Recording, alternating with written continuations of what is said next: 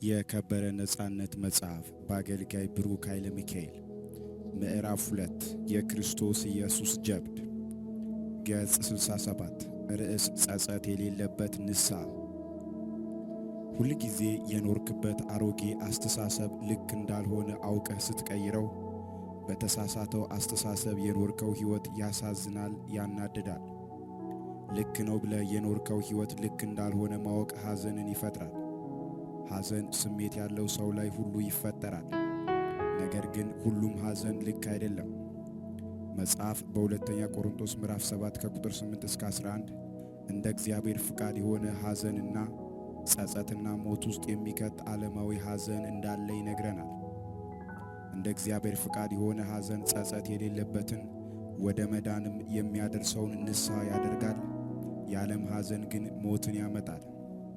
በቅንፍ ሁለተኛ ቆሮንቶስ ምዕራፍ 7 ቁጥር 10 እንደ እግዚአብሔር ፈቃድ የሆነ ሐዘን ማለት ከነበርክበት ክፉ መንገድ ሊመልስ የሚችል ትጋትን፣ ተግባርን፣ ችሎታን፣ በተሳሳተው ክፉ ሐሳብ ለመኖር ያለመፈለግ ፍርሃትን፣ ለአዲሱ ሕይወት የሚያጓጓ ናፍቆትን፣ ለእግዚአብሔር ሐሳብ የሚሆን ቅንዓትንና የሚያበረታ ተግሣጽን በውስጥ መፍጠር የሚችል ነው።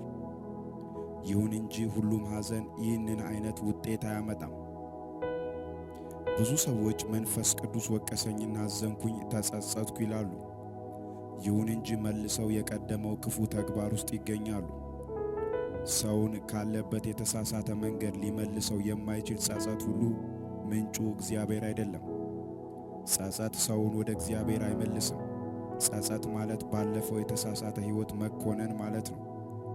እግዚአብሔር ያንተን መመለስ እንጂ ባደረግከው ነገር እያዘንክ እንድትጸጸት አይፈልግም። ጸጸት ውስጥ የሚከትህ ማንኛውም ሐዘን ምንጩ ዲያብሎስ ነው። ጸጸት አደገኛ የዲያብሎስ መሳሪያ ነው። ሰዎች ተንበርክከው ብዙ ስላለቀሱና እንባቸውን ስላፈሰሱ እግዚአብሔር ይቅር የሚላቸው ይመስላቸዋል። የኀጢአት ይቅርታን የክርስቶስ ሥራ እንጂ ለቅሶና እንባ አያመጣም። ንስሐ ከጸጸት ከለቅሶና ከእንባ ጋር የሚያገናኘው ነገር የለም። የድሮ ሕይወትህ አሳዝኖ ብታለቅስ ምንም ችግር የለውም። ሰው ስለሆንክ ስሜት ያስለቅሳል። ነገር ግን በለቅሶ ይቅርታን እንደምታገኝ ማሰብ ማቆም አለብን። በለቅሶ ሆዱን የምታባባው እግዚአብሔር የለም። ብታለቅስም ባታለቅስም እግዚአብሔር የሚያየው የአስተሳሰብህን ለውጥ ነው።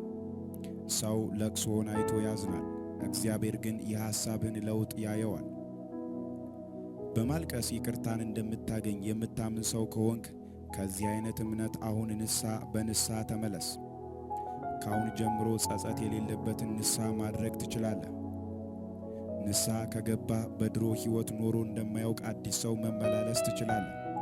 ስትኖርበት የነበረው ክፉ ሕይወት አልፏል። መጽሐፍ ማንም በክርስቶስ ቢሆን አዲስ ፍጥረት ነው፣ አሮጌው ነገር አልፏል፣ እነሆ አዲስ ሆኗል በማለት ያውጃል። በቅንፍ ሁለተኛ ቆሮንቶስ ምዕራፍ 5 ቁጥር 17 በዚህ መጽሐፍ እያንዳንዱ ምዕራፍ ውስጥ ንስሐ እንድትገባ የሚረዱ አስደናቂ እውነቶች አሉ። በቅንነት በመቀበል ከተለያዩ ቦታዎች ከሰበሰብካቸው የተሳሳቱ ሐሳቦች ወደ እውነት ዘወር እንድትል አበረታታለሁ። ኢየሱስ ለፍርድ በተያዘ ሌሊት ከ12ቱ ደቀ መዛሙርት መካከል የሆኑት ይሁዳና ጴጥሮስ ተመሳሳይ በሚባል መልኩ ከባድ ክህደት ፈጽመውበት ነበር። መጽሐፍ ጴጥሮስ እንዳዘነና አልቅሶ እንደተመለሰ ይነግረናል።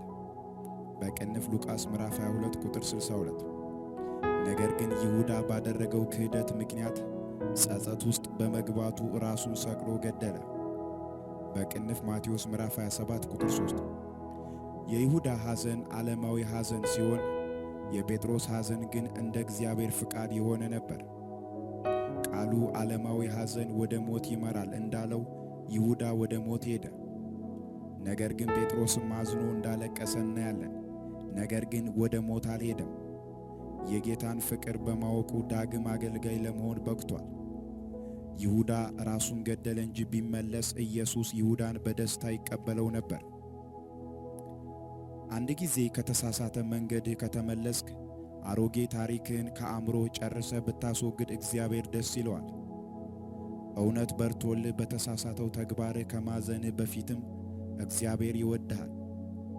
የሰው ሐዘን እግዚአብሔር ስለ ሰው ያለውን አስተሳሰብ ዝቅም ከፍም አያደርገውም።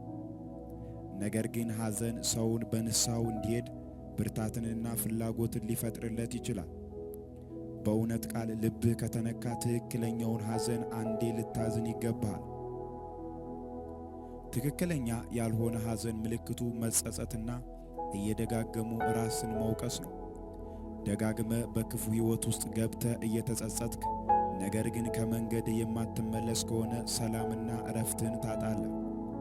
ከአባቱ ቤት ወጥቶ የሄደው ልጅ ያዘነው አይነት ተግባርን የሚፈጥር ፈጣን ሐዘን ልታዝን ያስፈልጋል። ያ ለተበላሸው ሕይወትህ ብሩክ ተስፋን ማምጣት ይጀምራል። ሐዘን በመንፈሳዊ ቋንቋ እንደ ጠፋው ልጅ ወደ ልብህ መመለስ ነው። ወደ ልብ መመለስ ማለት ከሁኔታዎች ወጥቶ ወደ ውስጠኛው ማንነት ወይም ወደ አባት ፍቅር መመለስ ማለት ነው።